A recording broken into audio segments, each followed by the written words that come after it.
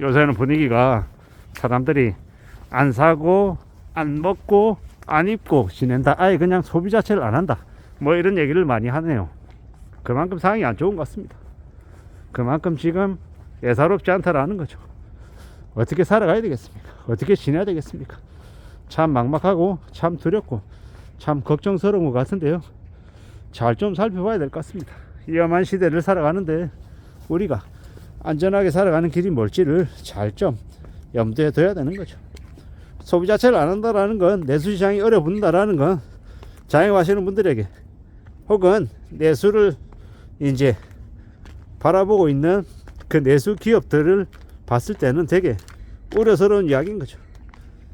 이제 그게 이제 금방 이제 개선되지 않을 것 같고 좀 오래 지속될 것 같다라는 게 더 우려스러운 이야기입니다. 결국은 이제 이렇게 상이 안 좋아지는 것, 내수가 많이 이제 얼어붙는 것, 이런 것들을 기본값으로 생각하고 살아가야 될 것 같습니다. 자영업을 함부로 지금 시작하겠다는 생각은 안 하는 게 맞고, 또 내수 기업들은 예전에 비해서 더 이제 매출이 줄어들 것이기 때문에 어떻게 고정비를 줄이고 어떻게 인력을 조정할 것인지에 대한 것도 생각해야 될 것 같고, 또한 이제 상품을 파는 입장에서는 최대한 가성비 넘치는 상품들을 좀 더 이제 출시해서 판매할 궁리도 해야 될 것 같습니다. 이제 사람들은 절대적으로 가격이 싼 상품 아니면 아예 거들떠 보지도 않는다라는 거, 그게 현실임을 우리는 이제 인정해야 될 것 같습니다. 잘 생각하고 지내야 되는 거죠.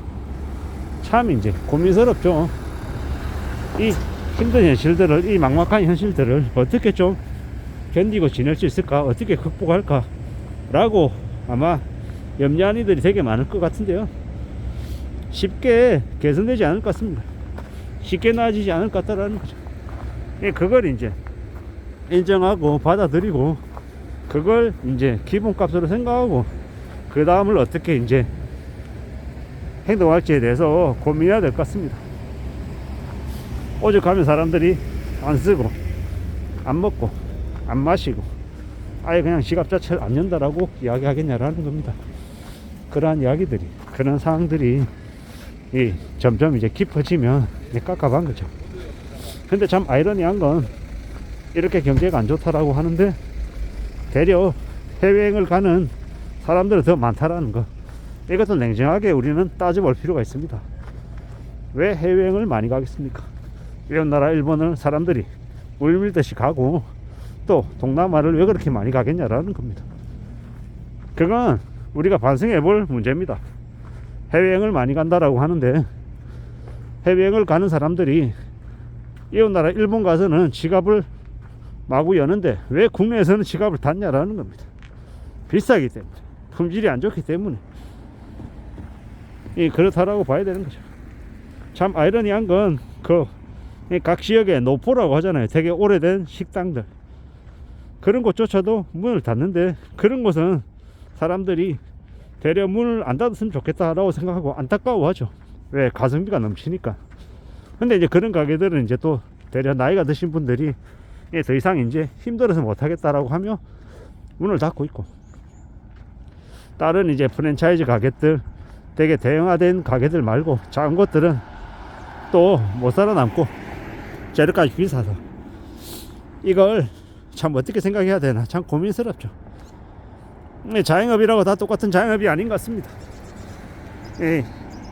한철 장사해서 사람들 비싸게 뒤숭 쳐서 이렇게 돈 벌어 먹겠다고 하는 이들 때문에 또 그 지역에 있는 또 다른 정말 열심히 하는 자영업자들이 욕을 먹는 걸 보면 좀 안타깝기도 하고요, 답답하기도 하고.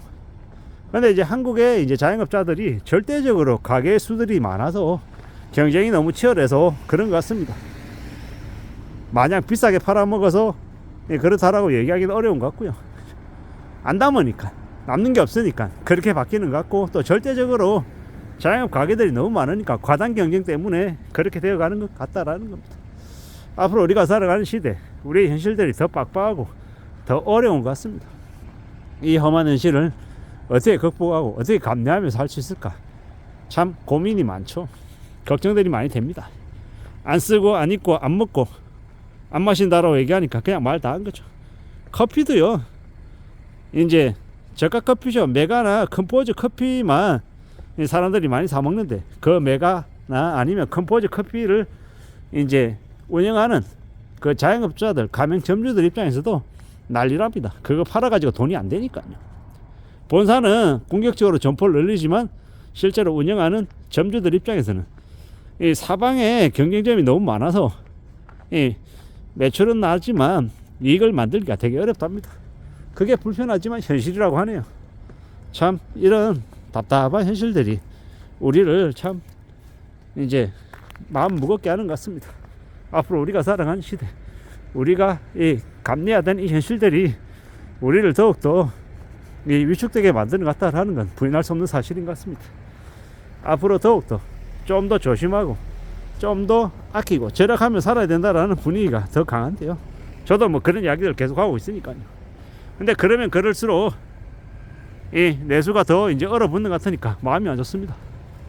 저는 감히 말씀드리건데, 대한민국의 주식시장 활성화를 위해서 상법 개정도 이뤄줘야 되고, 동일 노동 동일 임금, 그러니까는 임금 노동자들의 그 임금도 좀 현실화되어야 하고, 이 대기업 재벌 족불가들 위주로 편중되어 있는 이 경제 상황이 좀 바뀌어야 된다고 생각합니다. 그래야 이제 많은 이 서민들, 보통 사람들이 소득이 늘어나서 이 소비할 수 있는 여력도 같이 늘어날 수 있지 않겠냐라는 겁니다. 그리고 부동산에 편중되어 있는 이 말도 안 되는 역 같은 이 현실들도 좀 많이 바뀌어야 된다고 생각합니다.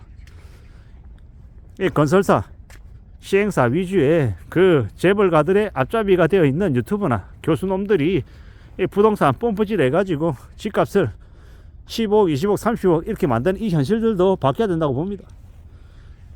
LH공사, HH공사가 돈 맡아서 공사해서 이 재건축, 재개발 현실화해서 만들고, 또한 청년들과 중장년들을 위한 이 집들을 많이 지어서 좀 적당한 가격에 공급할 수 있는 그런 직거래들도 있어야 된다고 생각합니다.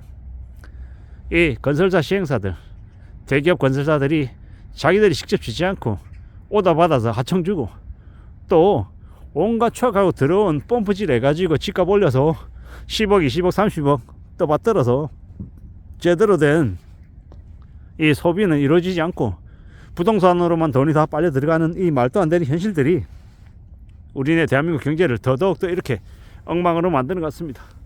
아무쪼록 나라 경제가 제대로 살아가고 좀 바로 잡히기 위해서라도 이 부동산에 편중된 이 분위기는 바뀌어야 될 것 같습니다. 선분양 안 되고 후분양으로 바뀌어야 될 것 같고, 물건을 보고 사람들이 살 수 있게끔 하고, 좀 너무 부동산 뻔뻔질해서 시의 차익이니 갭 투기니 이런 짓거리 하는 일이 안 생기게끔 1가구 3주택 이상은 중과세를 매겨서 아예 그냥 1가구 3주택 이상은 못하게끔 만들어 버리고요. 좀 현실적인 수준으로 부동산 정책도 바뀌어야 될 것 같다라고 생각합니다. 아무쪼록 서민들이 소비할 수 있고 먹고 사는 게 좀 이루어질 수 있게끔 많은 정책들이 변경이 됐으면 좋겠습니다. 이상입니다.